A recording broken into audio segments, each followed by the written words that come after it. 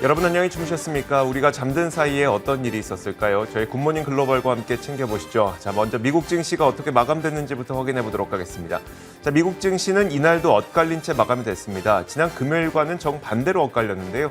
다우지수와 S&P 500 지수가 하락 마감한 반면에 나스닥 지수는 상승으로 강보합권에서 마감이 됐습니다. 자, 이날 다우지수와 S&P 500 지수가 하락한 가장 큰 요인으로는 유가 하락 정도가 꼽히고 있는데요. 자, 그러다 보니까 에너지주가 동반 하락하면서 시장의 부담 요인으로 작용을 했습니다. 자, 미국에서만 현재 일평균 확진자 수가 평균 10만 명이 넘어서는 등 이 델타 변이 바이러스가 확산되면서 WTI 가격은 장중한 때 4%까지 낙폭을 확대하기도 했습니다. 다행히 그 낙폭을 줄이긴 했습니다만 결국은 2% 넘는 하락폭에서 거래가 되고 있는 상태입니다. 현재 선물시장에서 살펴보자면 2% 넘게 하락하고 있죠. 2.1% 내린 채 66.84달러의 거래가 되고 있는데 원유 가격이 이러다 보니까 에너지 섹터가 이날 1.14% 하락하면서 11개 업종 가운데 가장 큰 하락폭을 기록했습니다. 엑소모빌과 쉐브론은 이날 1% 넘는 안팎의 하락을 기록했고요. 에너지 서비스 업종인 다이아몬드백 에너지는 3.4% 하락한 채 장을 마쳤습니다.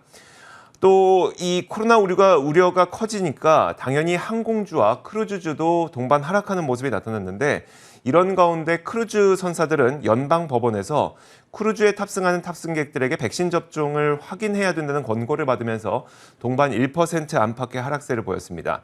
또 이날 고용 지표도 한 가지가 나왔는데요. 지난 6월 채용 공고가 1,007만 건을 기록했다고 합니다. 역대 최대치를 기록을 했는데 다우존스에서 집계한 전문가 예상치가 910만 건이었기 때문에 여기에 비해서도 약 100만 건가량 많은 거였습니다.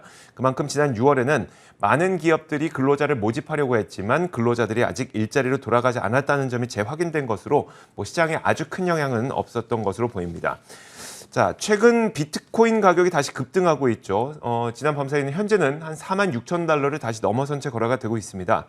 자, 이런 가운데 펀드 스트레스에서는 비트코인 가격이 올해 안에 10만 달러까지 갈 것이라면서 지금은 사야 할 때다 이런 분석을 내놓기도 했는데요. 자, 비트코인 가격은 현재는 46,400달러 정도 선에서 거래가 되고 있습니다. 또 한편 크레딧 스위스에서는 내년 S&P 500 지수가 5,000포인트 선까지 오를 것이라고 전망을 했습니다. 물론 올해 전망치는 4,600선으로 계속 유지를 하긴 했는데요. 이 내용은 저희가 잠시 후에 애프터마켓 시간을 통해서 정리해드리도록 하겠습니다. 자, 특징적이었던 몇 가지 기업들도 살펴보겠습니다. 자, 먼저 테슬라인데요. 제프리스에서 테슬라의 투자 의견을 다시 한번 상향 조정했습니다. 한동안 중립으로 유지했던 투자 의견을 매수로 상향 조정하고 목표 주가도 700달러에서 850달러로 상향 조정을 했는데 다시 말하자면 테슬라의 주가는 적어도 22%는 더 갈 수 있다. 이 정도의 전망을 내놓은 겁니다. 그러면서 테슬라의 주가는 2.1% 상승한 채 마감이 됐고요. 자, 버크셔 해서웨이의 경우에는 지난 주말 사이에 호실적을 발표했었죠. 영업이익이 21% 증가했던 호실적과 함께 지난 밤 사이에는 0.5% 상승했습니다. 장중에는 더 높은 상승 탄력을 보이긴 했습니다만 상승 탄력 약간 줄이면서 0.5% 상승으로 마감이 됐습니다. 자, 빅토리아 시크릿도 이날 크게 올랐습니다. JP모건에서 빅토리아 시크릿에 대한 비중 확대 의견으로 커버리지를 게시를 했는데 란젤이나 나이트웨어 또 수영복 시장에서의 확장 가능성과 또 지배적인 시장 지위를 갖고 있다면서 투자 의견을 제시한 겁니다. 자, 덕분에 빅토리아 시크릿은 지난 밤 사이에 20%나 주가가 급등한 채 마감이 됐습니다. 자, 또 한 가지 뉴스가 있었는데요. 드래프트킹즈입니다. 온라인 스포츠 베팅 기업으로 잘 알려져 있는 기업인데요. 골든 너겟이라고 하는 온라인 스포츠 및 카지노 게임 업체가 있습니다. 이 기업을 50%의 프리미엄을 얹어서 전체를 매수하겠다고 발표를 하면서 골든 너겟의 주가는 50% 프리미엄을 얻는다고 하니까 50% 주가가 급등을 했고요. 드래프트 킹즈 역시 1.5% 상승한 채 마감이 됐습니다. 자, 이날은 또 연료전지 관련주들이 일제히 급등했는데 조만간 이들 기업들의 실적 발표가 예정되어 있습니다. 이런 가운데 퓨얼셀에서는요. 이스트웨스트 뱅크로부터 1억 5천만 달러의 파이낸싱을 확보했다는 소식이 전해졌습니다. 이것으로 또 발전소를 짓는다고 하니까 이런 것들이 긍정적으로 해석이 됐습니다. 퓨얼셀의 경우에는 14% 급등, 플러그 파워의 경우는 8.8%, 발라드 파워도 6% 급등하면서 이날 장을 마쳤습니다. 자, 마지막으로 금 가격까지 살펴보도록 하죠. 자, 금 가격은 1.8% 하락하고 있습니다. 지난주에 강력한 고용 지표로 인해서 테이퍼링이 조기에 시행될 수 있다는 우려가 금 가격에는 크게 악재로 작용을 하고 있는 것으로 보이고요. 1.8% 하락한 채 현재는 1,731.4달러 선에 거래가 되고 있습니다. 자, 이렇게 시장 전반적인 움직임 살펴봤습니다. 애프터마켓 이어가겠습니다.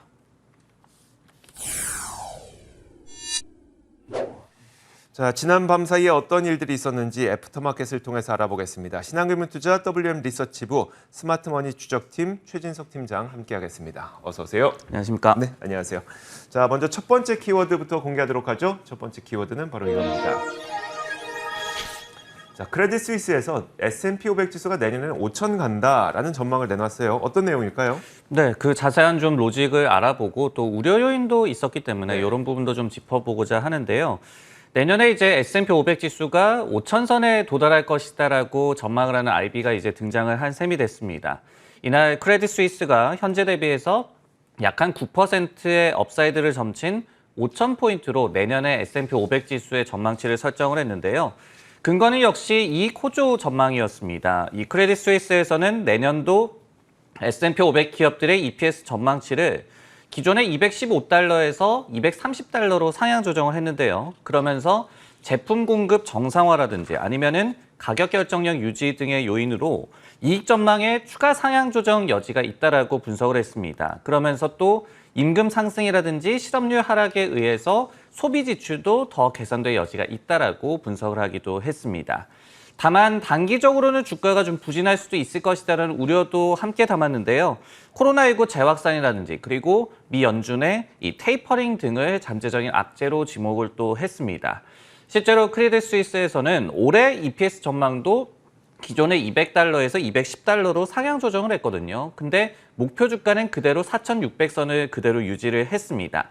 여기에 이제 요인이 된 것은 바로 멀티플을 좀 낮게 부여한 것이 될 텐데요. 올해 S&P 500 지수의 목표 주가에 2022년도 EPS 대비한 PE를 20배를 이제 적용을 했는데 기존은 21배가 좀 넘는 그런 수준이었습니다.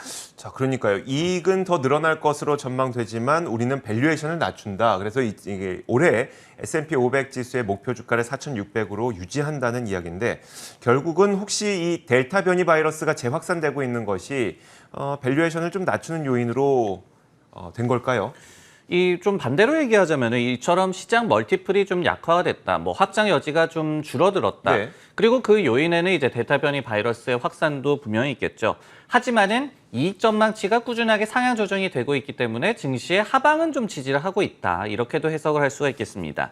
하지만은 이제 앞서 지적을 해주셨듯이 실제 기업들 간에도 델타 변이와 관련한 우려가 상당한 것으로 최근에 또 조사 결과가 나타나기도 했는데요.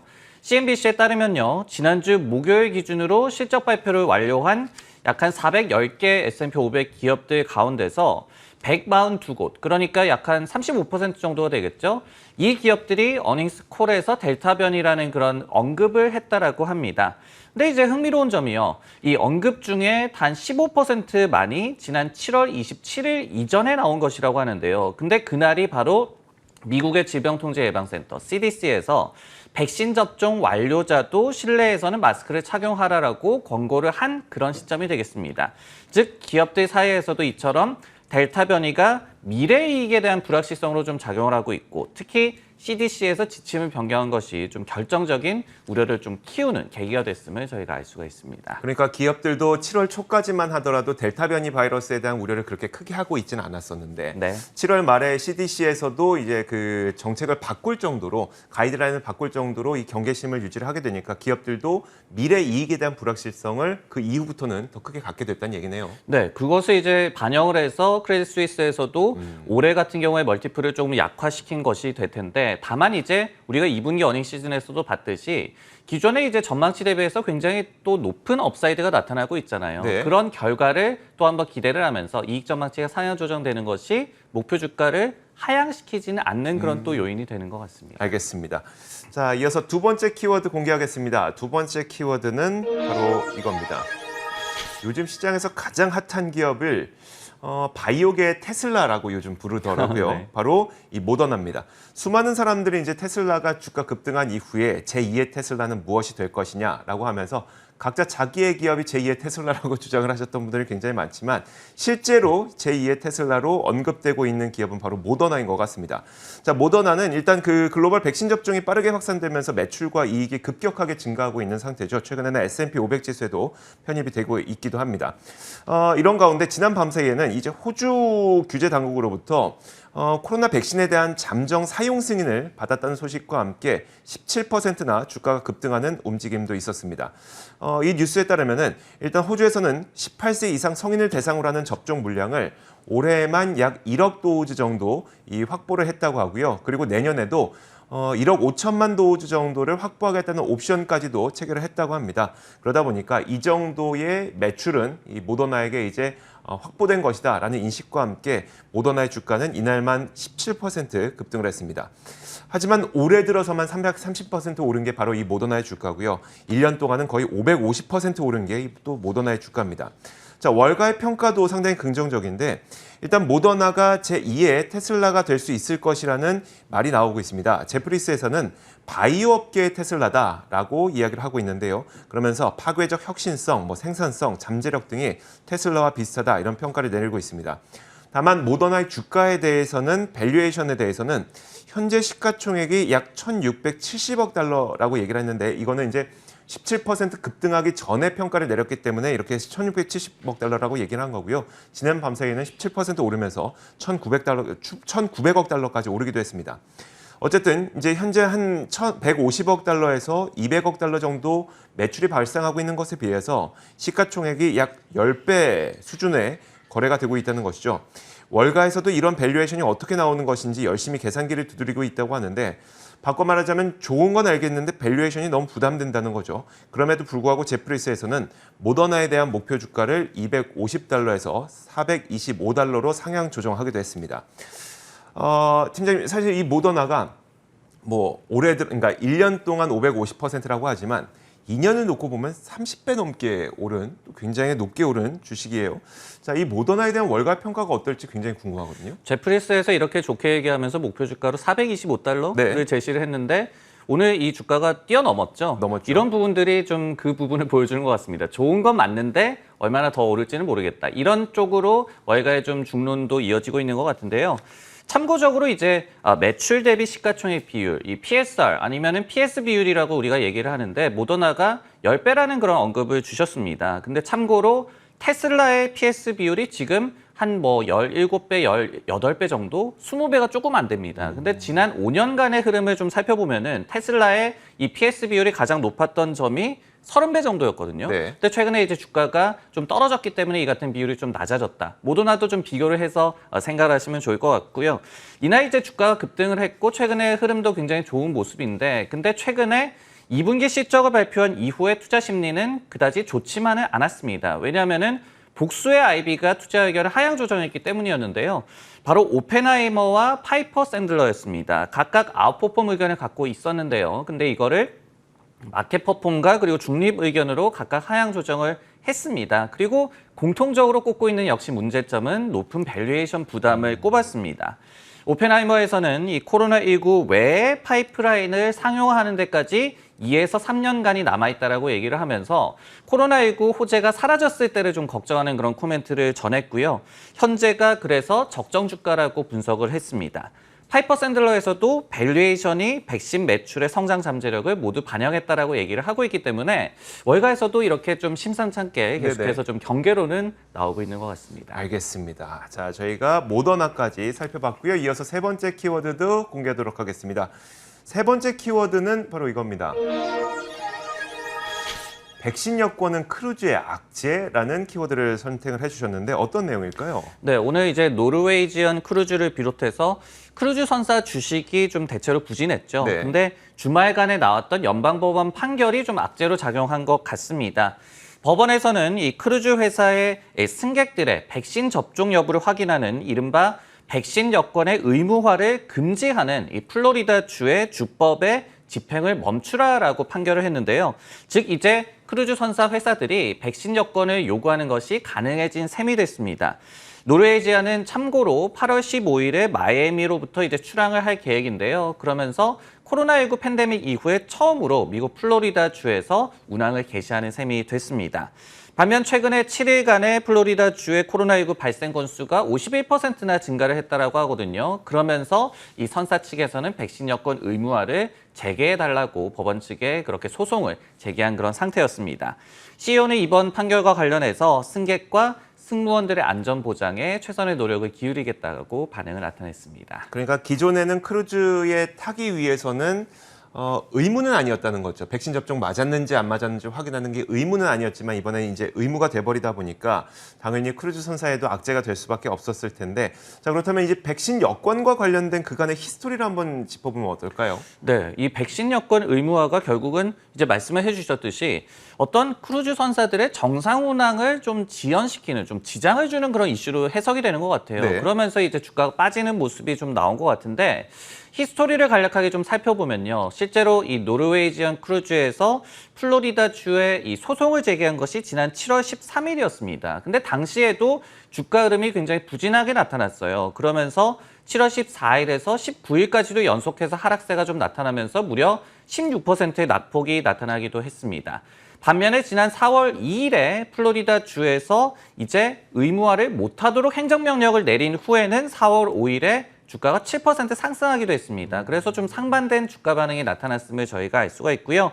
물론 이날 같은 경우에는 좀 해석을 좀 달리해야 할 필요도 있는 게 전반적인 경기 민감주의 부진과도 좀 연관이 있었다라고도 보여지죠. 왜냐하면은 노르웨이지언 크루즈의 오늘 좀 일중 흐름을 보면은 다우지수 전체 일중 흐름과도 굉장히 좀 유사한 그런 흐름이 나타나기도 했습니다.